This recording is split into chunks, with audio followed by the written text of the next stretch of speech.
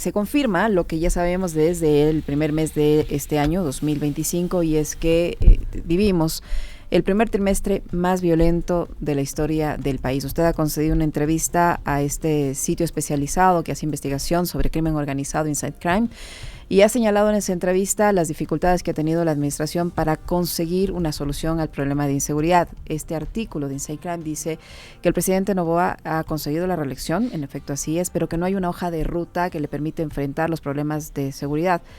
Y las cifras, lamentablemente, así lo confirman. El primer trimestre más brutal, más violento de la historia del país en el 2025. Y no hay expectativas de que la cosa mejore. ¿Cómo debemos tomar esta novedad, digámoslo así, de alguna manera, una realidad lamentable y sangrienta que viven los ecuatorianos? Buenos días, bienvenido. Licenia, Alexis, buen día, un saludo para ustedes y para la audiencia que nos sigue a través de Punto Noticias.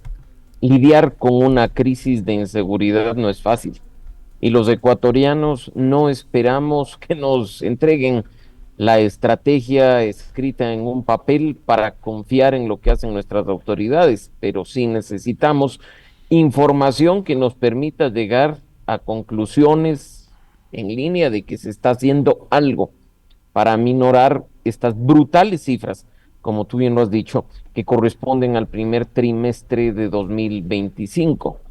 No se trata de darnos y repartirnos a nivel nacional el supuesto plan Fénix o el plan que venga para los próximos 4 años, pero por ejemplo, así como se ha señalado en varios medios de comunicación, sería al menos interesante saber si hay conciencia entre las autoridades del gobierno nacional sobre los distintos tipos de delitos que se están cometiendo en el marco de esta etapa violenta para que cada uno sea abordado de una forma distinta, porque no es lo mismo combatir el narcotráfico, el crimen organizado, las grandes redes de corrupción, o como ya hemos visto, otros delitos colaterales vinculados al lavado de activos o a la trata de personas. Cada uno requiere una estrategia concreta y un plan de acción en específico. En eso consiste, pues, una hoja de ruta. Mira que incluso, Licenia, hay un tema fundamental, la forma en la que ocurren delitos en algunas zonas del país es diametralmente opuesta al mismo tipo de delitos en otros lugares, con lo cual hasta debería haber estrategias diferenciadas en torno a los territorios. No obstante, todo pareció en su momento estar encaminado más en lograr un resultado electoral que en efectivamente reducir las cifras que hoy el país entero lamenta. Uh-huh. Qué gusto saludarle, doctor Alarcón. Buenos días. Una de las inquietudes que plantea la nota de Inside Crime de este feriado es, ya una vez que ganó la elección Noboa, ahora sí debería haber una hoja de ruta. La pregunta es, hasta el sol de hoy, y ojo con lo que yo decía hace un momento, porque escuchaba ayer varios analistas en otros espacios, Noboa está gobernando, ¿no? Y Noboa gobierna transición hasta el 23 de mayo. Se tenía que haberle exigido ya hace rato, no ahora que va a gobernar durante 4 años, pero ¿qué pasó durante estos 17 meses? Es decir, en materia de seguridad, más allá de la campaña publicitaria millonaria, invasiva del plan Fénix, de haber retomado el control de las cárceles, cosa que no hay tal, ¿qué ha pasado en materia de seguridad? ¿Cuál ha sido la respuesta del Estado? Pero es que, Alexis, yo creo que las cifras hablan por sí solas y ustedes ya lo han mencionado. ¿Cómo terminó 2023? Aunque Noboa tuvo a su cargo apenas un mes y medio. Uh-huh. ¿Cómo terminó 2024? ¿Cómo nos convertimos durante ese año en el país más violento de la región? ¿Y cómo apunta 2025? Las cifras de enero, febrero y marzo son brutales. Son cifras que el país jamás se imaginó ver. Hace algunos años recuerdo que cuando algunos topábamos ciertos puntos vinculados a seguridad, nos decían, no, no, es que Ecuador no es México, Ecuador no es Honduras, Ecuador no es Colombia, y al parecer, por supuesto, no lo somos, nos empeñamos fuertemente en superarlos. Las cifras son impresionantes, nos siguen extorsionando, nos siguen matando, nos siguen secuestrando, y además no tienes este fenómeno como hace quizá un año y medio, 2 años, 3 años, focalizado en algunas partes del país, sino diseminado a nivel nacional, con lo cual la respuesta debe ser concreta. No pasa, y hay que decirlo, aunque a algunas personas les choque el comentario, no pasa por hacer shows de desfile de militares por algunas zonas del país. Se trata de que las cosas se hagan bien, no se trata por el show de traer a un mercenario que incluso ha sido cuestionado en otros países y al parecer fue traído únicamente en campaña.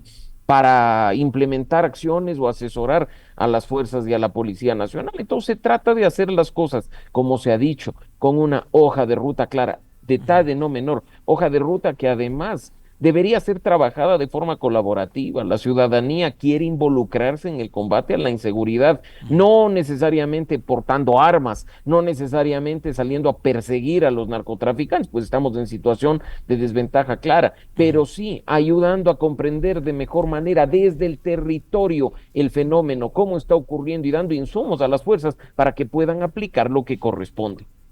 Ahora, en este contexto, doctor Alarcón, con 2.361 muertes violentas en este primer trimestre. Estamos hablando de vidas de personas, de ecuatorianos, de familias. 2.361 personas asesinadas de forma violenta en un trimestre del 2025.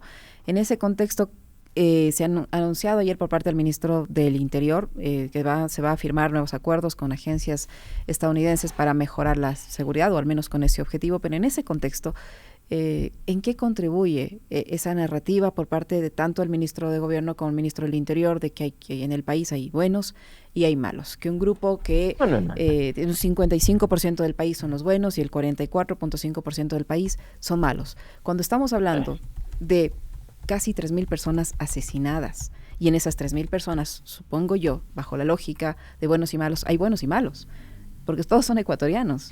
¿Qué contribuye esa narrativa? Esa narrativa que se vaya al tacho de la basura porque no sirve para nada. Los buenos somos los ciudadanos que buscamos la paz. Los malos son los que delinquen, los que nos atacan, los que nos secuestran y nos asesinan. Y esos son lamentablemente los malos a los que las fuerzas de seguridad tienen que combatir. Los buenos y los malos no se distinguen por haber rayado la papeleta de una forma o de otra, porque ya en este momento además tenemos un presidente para todo el país, tenemos una asamblea para todo el país. Y los buenos lo que queremos es retomar esa isla de paz que durante tanto tiempo fue Ecuador. Detalle no menor, porque es importante de nuevo hablar desde las cifras. No se trata solo, como tú has dicho, Licenia, de hablar de las más de 2.350 muertes violentas de este primer trimestre, sino que estamos hablando que esta cifra representa un aumento del 65% respecto del mismo periodo de 2024. Entre enero y marzo de 2024 se reportaron 1.428 muertes violentas. Ojo, y ya nos aterrábamos. Ahora, con 2.361, el 65% más, ¿qué nos espera? ¿Cómo va a avanzar 2025? ¿Cómo va a terminar este año? Se demandan acciones concretas, no discursos, no cadenas nacionales. Y tampoco, hay que decirlo, hay que despreciar esa cooperación internacional que varios países han ofrecido a Ecuador en materia de seguridad, pero hay que hacerlo bien, hay que hacerlo de la forma en la que manda la Constitución y la ley. Sin duda, la urgencia demanda acciones rápidas, pero no por ello se puede violentar el Estado de Derecho. Y otra cosa que creo que es importante a propósito del tema de inseguridad, Licenia, Alexis y amigos, con profunda preocupación desde varios sectores de la sociedad civil y del movimiento de derechos humanos en el país, las cifras que empiezan a salir a la luz respecto a las desapariciones forzadas.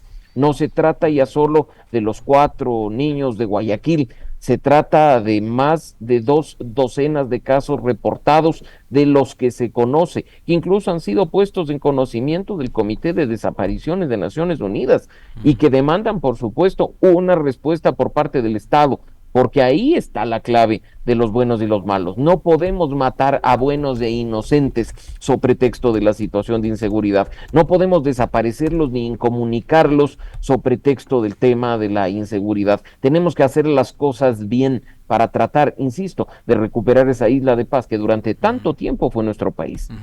Doctor Alarcón, permítame un segundo nada más, recordarle a la gente que nos está siguiendo a través del streaming que ya estamos con señal al aire en FM, ya estamos nuevamente en radio, así que pueden escucharnos a través de la 95.3, tenían esa inquietud algunas personas. Leía yo una nota que recoge primicias con respecto de los datos a los que ustedes hacían referencia, que tienen que ver con estas 2.361 muertes, este incremento del 65%, que podría ser que este 2025 sea incluso, si es que vamos como hasta ahora, con este promedio de 25 muertes violentas por día, más incluso violento que el 2023, que hasta el momento ha sido el año más violento en la historia del país. Y esta nota de primicias, doctor, recoge en 2 párrafos parte de lo que es el contenido del último decreto de estado de excepción, el 599 del 12 de abril. Dice, en el documento el Ejecutivo admite que las capacidades del Estado han sido sobrepasadas y refiere que las herramientas ordinarias para combatir estos grupos criminales se quedaron cortas, por lo que se menciona la necesidad de reformas del marco constitucional y legal. Y esto ya lo alertaba ayer. Va a ser el nuevo pretexto para decir que se requiere una constituyente para solucionar los problemas de inseguridad. Entonces, mientras seguimos alargando, y el gobierno, por supuesto, como lo hizo también Lazo, lo hizo también Noboa con la consulta popular de abril del año pasado, ahora la constituyente será el nuevo colchón que va a tener el gobierno de Noboa para ganar tiempo, ¿no? Para ganar tiempo y decir que lo que se necesita para combatir a la inseguridad y a la delincuencia es una nueva constitución, como que si Fito, como que si los choneros andarían con la constitución debajo del brazo, ¿no? Mira, Alexis, lo que se necesita para combatir la inseguridad es estrategia, es ejecución presupuestaria, es gestión pública, es acción colaborativa teniendo en cuenta a la sociedad civil, a la academia, a la ciudadanía en general. Eso es lo que se necesita. Si la Constitución, incluso para muchos de los que están en el gobierno, es un adorno, poner de pretexto la Constitución para combatir la inseguridad es ridículo. ¿Qué tenemos que esperar entonces? ¿A que pase un año para que tengamos nueva Constitución y hasta tanto que nos sigan matando al ritmo del primer trimestre de 2025? Los mensajes políticos deben o debieron haber terminado el mismo domingo en que los ecuatorianos fuimos a votar en la segunda vuelta. Ahora, además, no hay pretexto de los 100 días, no hay pretexto de la transición, hay continuidad. Claro. Que se ejecute, que se muestre a la ciudadanía resultados. Mira que hace algunos meses, aunque criticábamos mucho, recordarás tú, había al menos rendición de cuentas de los ministros, no espectacularidades transmitidas casi que en tiempo real en las redes sociales. Las fotos en las que se les ve prácticamente posando respecto, no nos interesa, nos interesa que las cifras bajen, que dejen de matarnos, de extorsionarnos, de secuestrarnos en todo el país. Y de nuevo, también el pretexto del estado de excepción a mí me preocupa seriamente, Alex, más allá de lo que yo pueda decir o hacer en torno a la Corte Constitucional, estar o no de acuerdo con sus decisiones.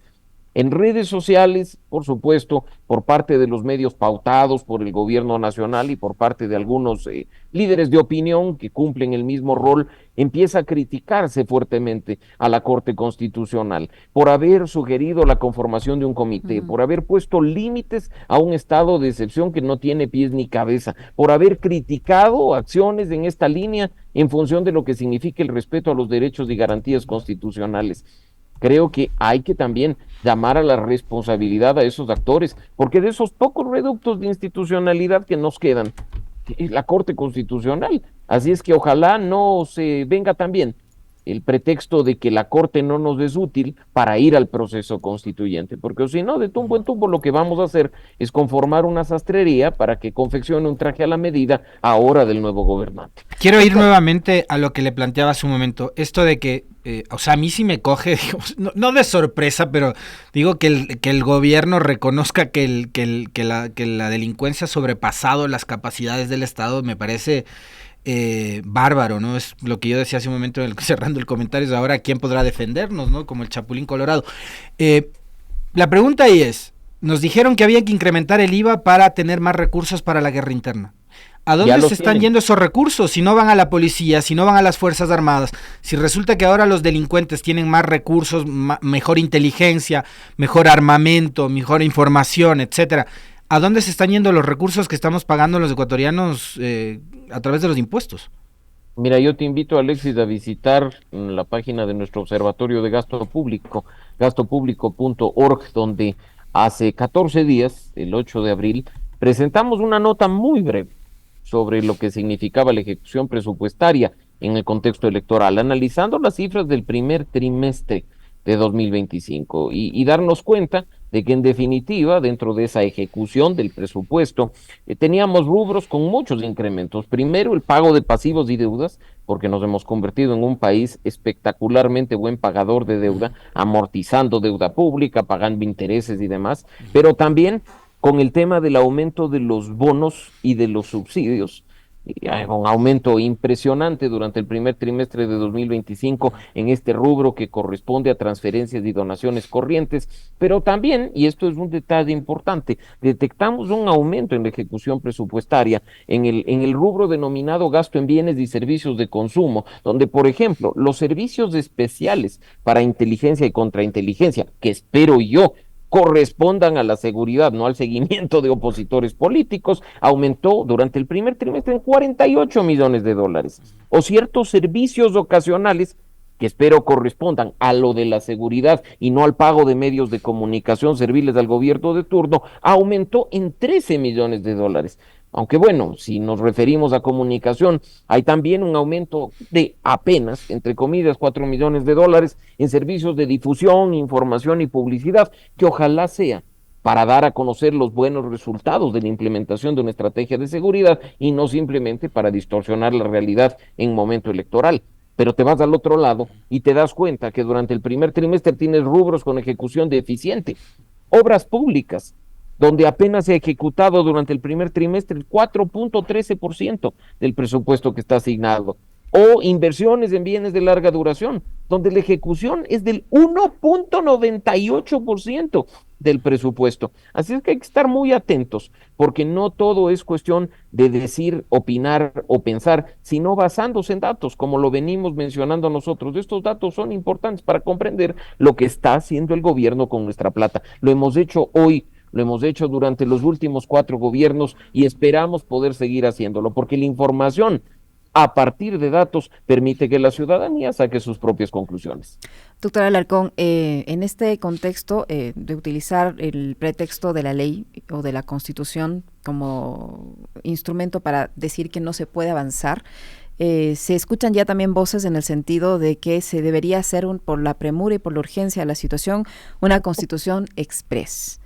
¿Es posible en estas circunstancias llegar a esos niveles? Yo digo, porque, a ver, primero, como lo decía Alexis, ¿no? Nos sometieron a una consulta popular, ya tuvieron su consulta popular, se aprobó la extradición, nos decían que con esa pregunta se iba a solucionar el tema de la seguridad, y está. Luego, el incremento del IVA, que con esos recursos se iba a destinar para la seguridad y se iba a solucionar la situación, también está. En la Asamblea Nacional se aprobaron un par de leyes destinadas también supuestamente a mejorar la seguridad, entre ellas el uso progresivo de la fuerza, y ya está. Trajeron al señor de Eric Prince y ya está. Y ahora una constitución, nueva constitución, o una constitución express, muy rápida. ¿Es posible? Bueno, mejor vayamos al supermercado, compremos una constitución y pongámosla en vigencia. Capaz que de eso se trata el proceso express. Mira, el artículo 444 de la Constitución es muy claro y además ha sido modulado por pronunciamientos de la Corte Constitucional, en el sentido de que hay un proceso que seguir. La Asamblea puede ser convocada por 3 vías, digamos que el Ejecutivo lo hace, es el presidente de la República quien puede hacerlo, pero tiene en este caso que convocar, pasar por un proceso de consulta popular, estableciendo en ese punto, sí, si los ecuatorianos quieren o no, pero además la forma de elección de los representantes, las reglas del proceso electoral y las reglas básicas de funcionamiento del proceso constituyente. Una vez que se lleve a cabo ese proceso, porque ojo, habla de elección de representantes, arranca formalmente el asunto y vendrá quizá otro proceso electoral para elegir a los representantes, que es lo que manda, ya lo ha dicho incluso la Corte Constitucional, y eso toma tiempo, vayan sumando ustedes el tema. Una vez electos, vas a tener que instalar la Asamblea Constituyente, que va a tener un tiempo considerable para funcionar. No se puede hacer una constitución en un mes, porque tiene que ser un proceso deliberativo, representativo, que eleve a consultas públicas cuestiones, que no trabaje para hacer retrocesos en materia de derechos y garantías respecto de lo ya alcanzado en la Constitución de 2008. Y finalmente, esa Constitución que arroje el proceso tendrá que ser aprobada mediante un referéndum, que es otro proceso electoral. Entonces, si ustedes me preguntan a mí, el tiempo express para tener una nueva constitución no es de menos de un año. ¿El presidente puede ya hacerlo? Por supuesto que sí, no tiene que esperar al 24 de mayo para su nuevo mandato. Podría hacerlo, si es que está de apuro, que lo haga de una vez, pero que respete lo que dice el 444 de la Constitución y respete lo que dice también la Corte Constitucional en la materia. Cualquier otro tema que no me sorprendería que intenten pasarlo, estaría por fuera del marco normativo vigente. Doctor, este incremento de seguridad, de violencia que hemos experimentado durante el 2025, hubo voces, incluso dentro del propio gobierno, y también esos voceros externos, que usted los ha referido hace un momento también, que están muy alineados a las tesis del gobierno, han dicho, tiene que ver con la coyuntura electoral. O sea, decir que la violencia que vive este país, heredada de años anteriores, y por también un nivel de ineficiencia que creo que está a la vista de todos, ¿no? Por parte de los gobiernos, no se le puede atribuir únicamente al contexto electoral. Creo que hay que tomar este tema no solo de parte de quienes hacen vocería, opinión, a través de los medios de comunicación y las redes sociales, sino también de parte de las autoridades del gobierno, quizás un poco más de seriedad abordando estos asuntos que son tan graves, ¿no? Lo que decía hace un momento Licenia, haciendo énfasis en eso.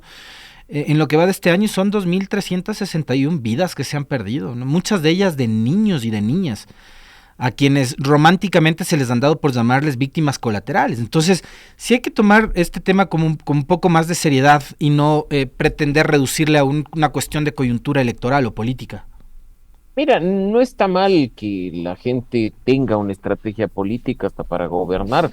No está mal que comunique políticamente, lo que está mal es que se quede únicamente en eso y no vaya al fondo del asunto, que es la gestión pública y la gestión de gobierno. Entonces, mira, no nos vamos a quedar tampoco en mensajes comunicacionales o en el uso de ciertos actores para hacer lo que se está haciendo. Ojalá, de nuevo, haya acciones concretas, no solo en el marco del combate a la inseguridad, sino en el marco de la superación de la crisis económica que está afectando a Ecuador, de la falta de fuentes de empleo, de la seguridad jurídica que se necesita para atraer inversiones al país y de la lucha efectiva contra la corrupción, porque siempre los gobiernos han tenido casos identificados gracias al periodismo de investigación que quedan ahí en el olvido hasta que alguien los supera. Y yo quisiera más bien creer que las instituciones actúan respecto de ciertos hechos de corrupción que ya han sido identificados por la Contraloría y han sido identificados por otros actores respecto de este periodo de transición. Hay que poner fin a la corrupción, a la crisis económica, a la inseguridad, y este esfuerzo, y es importante decirlo,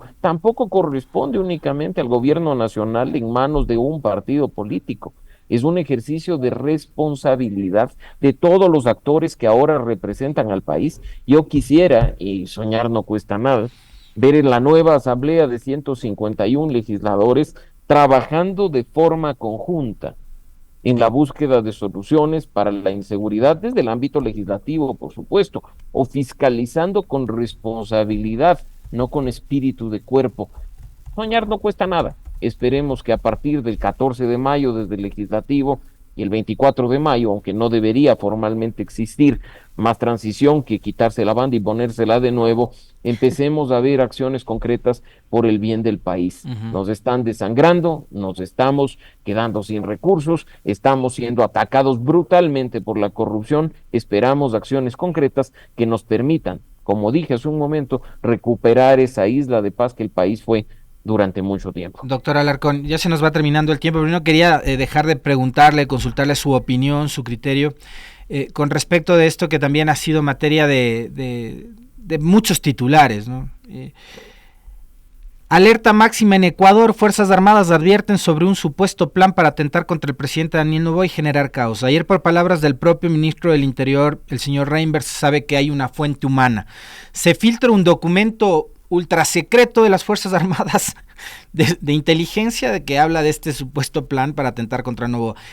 Estos asuntos, digamos, ¿con qué nivel de seriedad hay que tomarlos? Más allá de que obviamente se trata del presidente de la República, sí, pero también considerando cómo se han ido armando los relatos políticos y electorales por parte del gobierno, porque lo primero que salieron a decir, esto tiene que ver con los malos perdedores, ¿no? Como para tratar de ya empezar a buscar culpables. Mira, Alexis, hay que tomarlo con la seriedad que corresponde, desde todos los lados posibles. Cualquier información que tenga que ver con atentados, no solo contra el presidente de la República, ojo, que es lo que decía el informe, sino contra la ciudadanía en espacios públicos, debe ser abordado de forma seria. por parte del gobierno nacional, no convirtiéndolo en un asunto electoral, por parte de la ciudadanía, para tomar precauciones, para exigir acciones en concreto, y por supuesto por parte de la opinión pública, para no profundizar en un discurso que no nos lleva a nada. Esa polarización de buenos o malos, ganadores y perdedores, ya debió haber sido superada el pasado domingo 13 de abril. Por favor, ya hay un resultado electoral, demos vuelta a la página y empecemos a remar juntos hacia un Ecuador para todos, que es lo que todos queremos indiscutiblemente, pero que estos asuntos no sean utilizados de la forma en la que al parecer se les está utilizando. Hemos conocido incluso, Alexis, a través de las redes sociales, que se ha detenido a un ciudadano que a través de redes sociales amenazaba al presidente de la República, ha tenido armas, ha tenido una moto robada, hay todo un tema. Entonces esperemos que eso sea además abordado por la justicia con la seriedad que corresponde y no se convierta simplemente, no sé, pues en un chivo expiatorio para tratar de pescar a río revuelto en un contexto postelectoral que no nos llevaría a nada.